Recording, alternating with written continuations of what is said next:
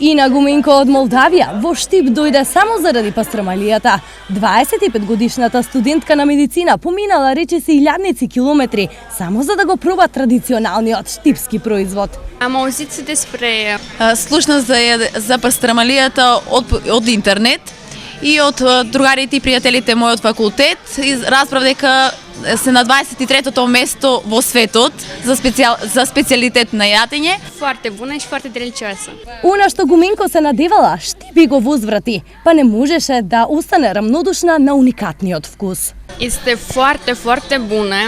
Многу добра, превкусна, значи очекувањата мои беа задоволени. Немам пробано никаде ваков вкус. Предобро беше, многу добар вкус и би сакала да го пробам исто дома, да го земам рецептот од куварот. Și o să pregătesc cu mare plăcere. Додека Ина зборуваше за вкусот на пастрамалијата, нејзиниот пријател од Израел ги сподели впечатоците од престојот во градот.